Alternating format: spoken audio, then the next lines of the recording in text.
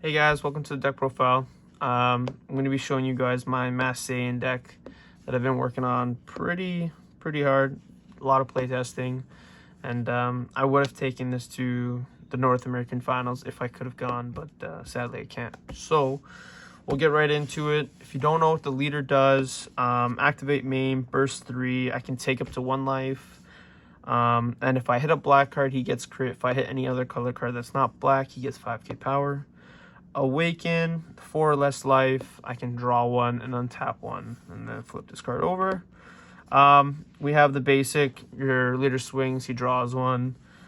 This leader has something that I actually like. I think that's what, actually I think this leader probably has, I would say, the best spirit boost ability out of like all the spirit boost leaders and all the support that it's got. So I think this leader actually takes advantage of that. So anyways, the auto, I could take 1 of my life. When I remove a marker from a card using spirit boost, I can switch this card back to active, but it loses its keyword skills for the turn. So if you had crit with it previously with the burst ability, you lose it, but I mean you get an extra swing and an extra draw because the draw isn't once per turn, so it's pretty nice.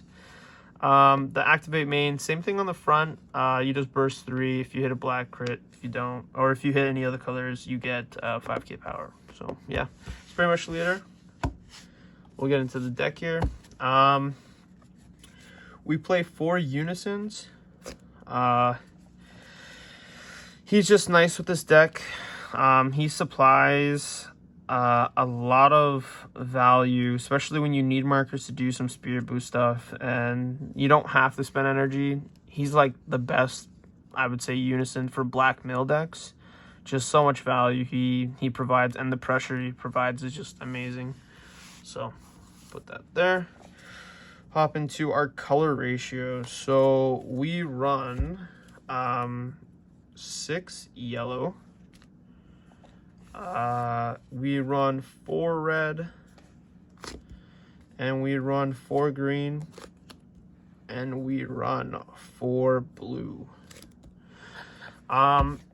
Reason we run these ratios and why I have more yellow. Yellow, you need to actually see this guy and play him like turn 1, turn 2.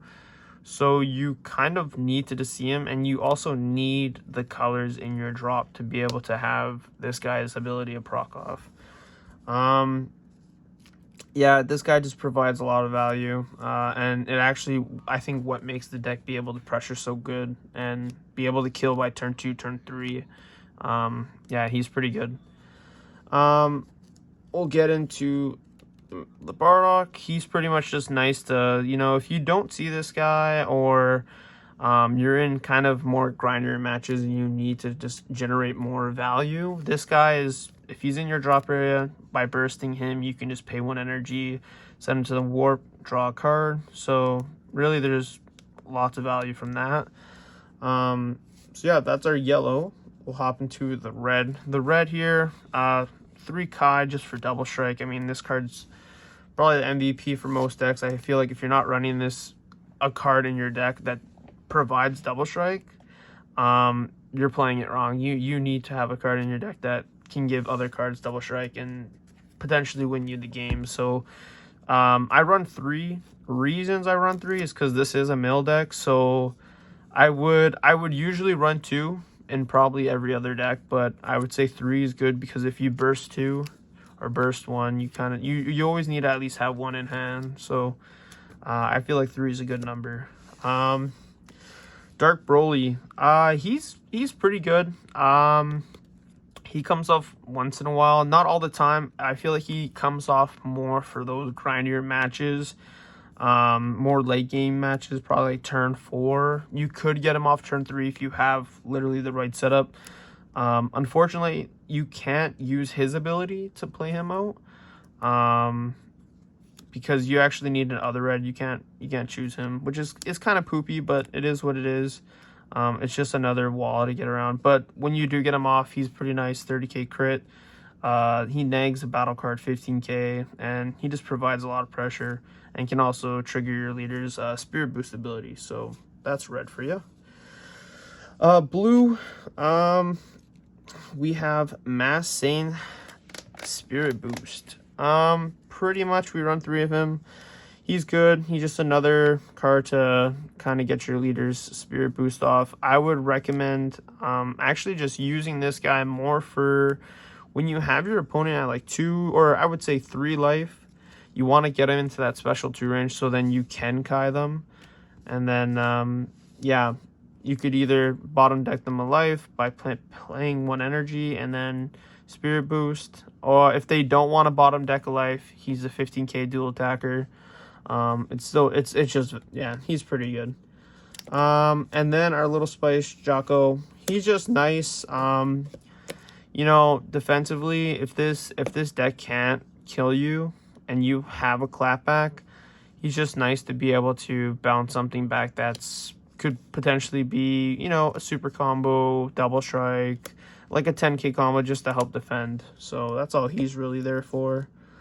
And then our Dark Mask King Spirit Boost. He's good. He's pretty much your floodgate to help you stop your opponent's turn from pretty much killing you, because you already do that to yourself. You kill yourself and you kind of just don't want your opponent to be able to get through and kill you. So he's nice. The reason also why I run, I mean, 4 and 4. I see people run like 3 colors of each, or like, yeah, I would say 3 minimum is the colors. I run more just because there is times where you don't actually can get his effect off because you don't have the colors in your drop, and that's just a feel bad moment, and you don't want to go through that, because then if you have them and you can't play them and stop your opponent's turn, it's just a feel bad, and you pretty much just lose if that happens. So yeah, I do run these ratios. It's pretty consistent. It works well, and I've been having a lot of fun, and yeah, it's been good. So we'll go into our I guess 1-drops and negates. So our 1-drops are 3 of the Kais, 2 Kitsus, 2 Kai negates, 2 Power Burst, and the MVP card I would say is probably Super Kamehameha. Because this deck honestly this deck loses to floodgates, and if you can counter their floodgate and continue your turn from punching their face in, this card just puts in work. Very good. I would say it's always a 2 of in most black decks that I'll put on a lot of pressure. You don't want to have your turn stopped just because of the floodgate comes in the way. So this card is very good. I love it. Power Burst, it's good. If you burst out your Kitsukais, your Kais, or your 1-drops, this card just gets it back. You don't really neg, and it stops an attack, so it's always good to have. So I run 2. I believe I have a 3rd in the side, but we'll get into the side later. Kai, I run 2. She's an excellent negate. I only run 2 just because, well, room, and she's not super amazing in this deck, just because I don't overwhelm heavy until I start overwhelming when I'm going to kill you, which is like maybe turn 2, turn 3. So she's kind of more there just for the clapback. If you play it wrong, I just pretty much can end your turn with her by stopping a leader attack and then warping your battle card. So she's good for that. But yeah, I only run 2. I feel like 2 is good enough. I don't think you should run more than 2, to be honest, in this deck. So yeah. Kitsukai. Now this card, I would say, is MVP. This card generates so much value. It hits so many decks. And honestly, I think it's a very good card. Only problem is it is a lot of money. I would go to 3, but room's an issue. Like, I mean, I could cut a Kai, but I also don't have a 3rd. But if you do have a 3rd and you're thinking of running this, I would say you could cut a Kai down and have 2 of her and 3 Kitsukais. This card's really good. The only reason why I wouldn't want to run more than 3, like, I feel like 2's minimum, 3's maximum, because realistically you only use this card probably once or twice max in a game, and yeah, you can always grab him back with power burst. So if you warp one away, you can just grab it back and then use it, pitch it with unison, get it in there, use it, and then it's live. So this card's really good. I would say if you are, you know, playing this deck, and I would say 2's good, 3 maximum. I wouldn't go more than 3. Kai, she's just honestly pseudo combo. She's just there to, you know, late game for defending, pressuring. She's just very good. Once you have 5 or less cards in your hand, you pretty much just get a 10k combo pseudo. It's pretty nice. And if you mill her with the leader, you just play her for free. It's just value. I mean, there's nothing wrong with that. But yeah, we'll get into our package here for our Gogeta.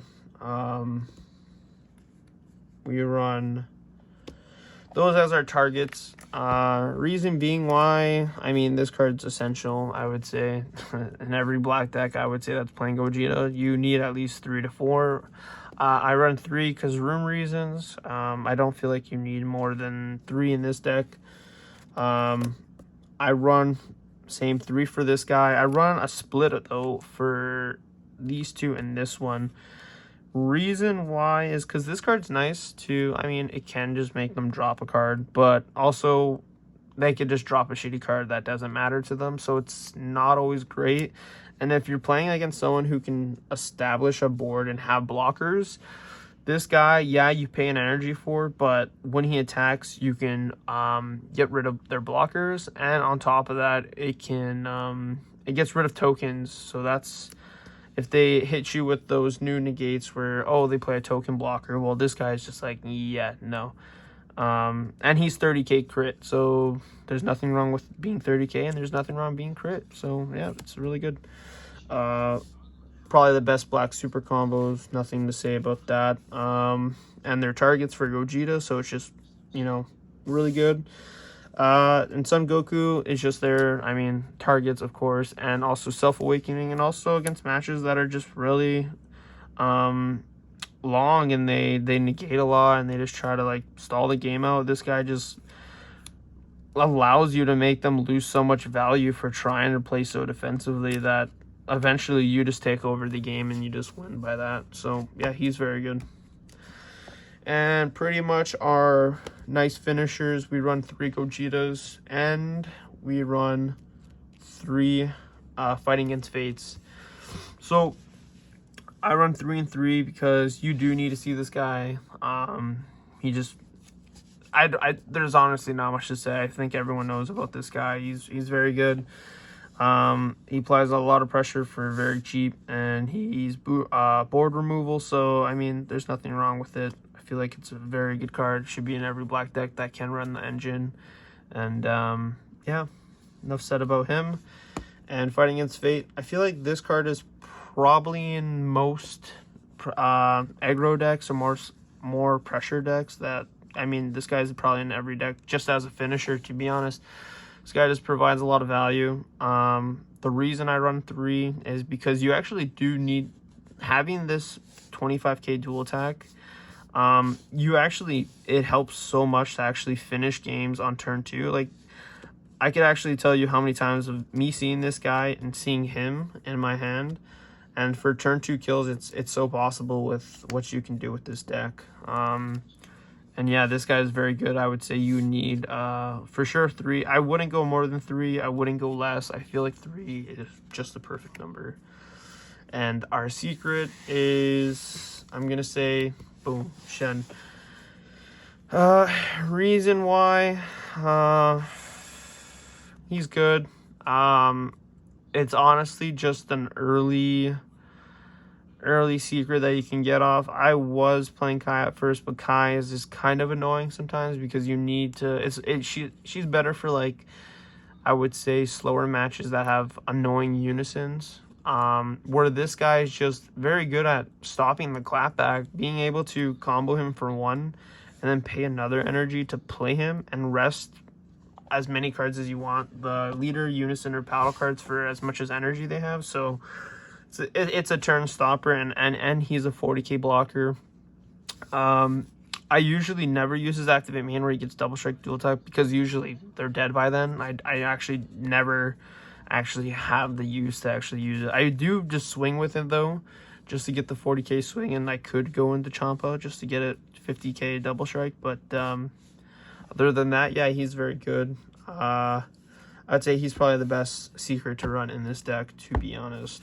Okay, so we'll go into the sideboard here. So the sideboard, we'll start off with kind of our silver bullets for linear decks and win cons. So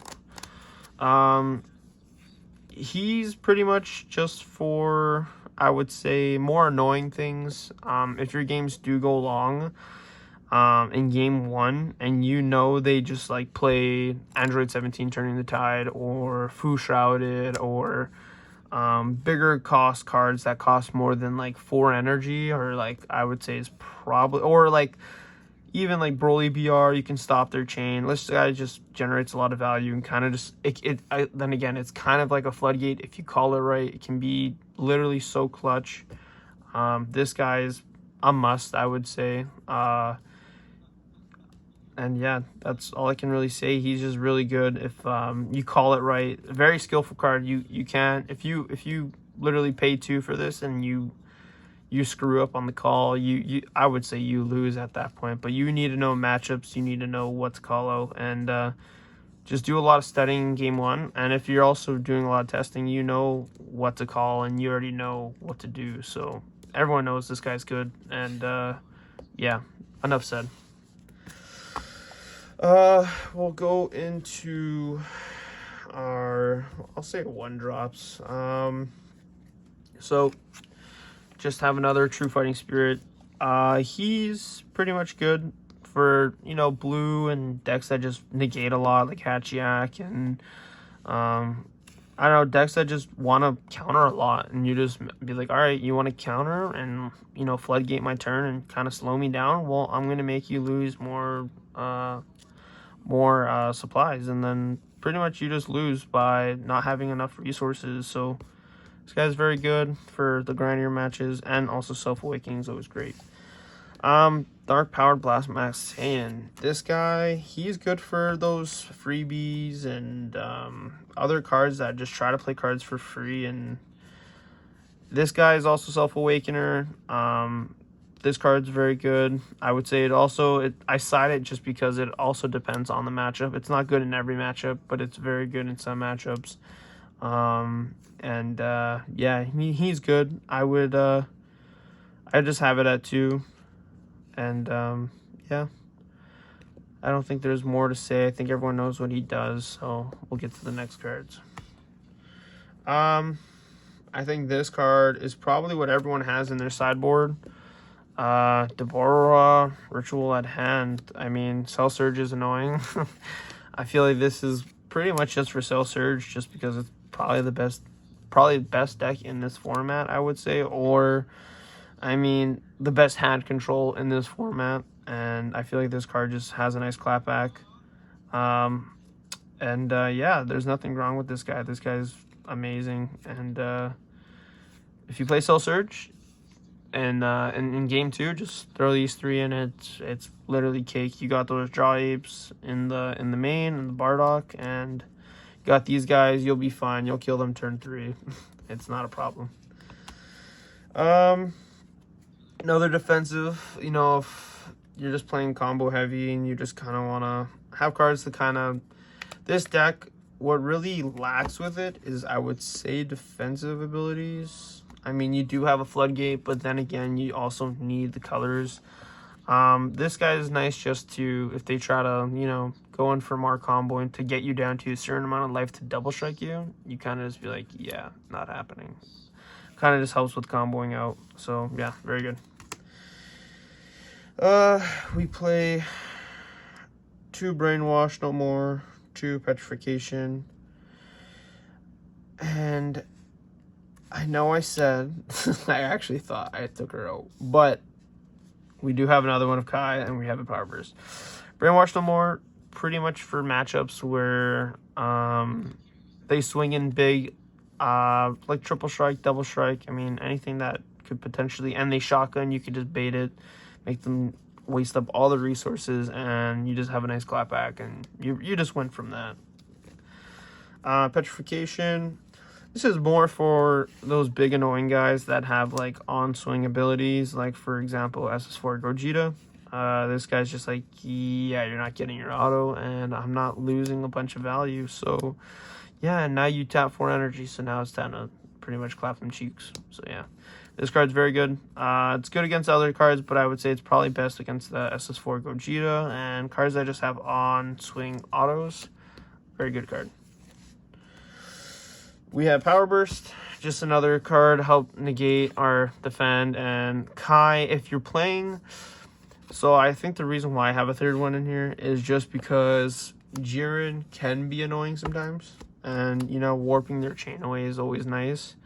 And I feel like it comes up, but I mean, I would probably not side this third one in, and I probably just thought there was no more other cards to side in. I feel like this side's pretty good defensively, and it's, yeah, it's good. So that's the deck profile. Hope you guys enjoyed. It was kind of longer than I anticipated, but and I try to be quick, Jesus. But yeah, hope you guys like it. Like, subscribe. Me and the locals made this YouTube channel, so we're just kind of throwing our deck profiles out and showing what we got, and yeah, showing what we can provide and content that we can do for the community and the players. So I hope you guys enjoyed, and oh my god, I almost said something, but I'm not. Y'all guys take care. Peace.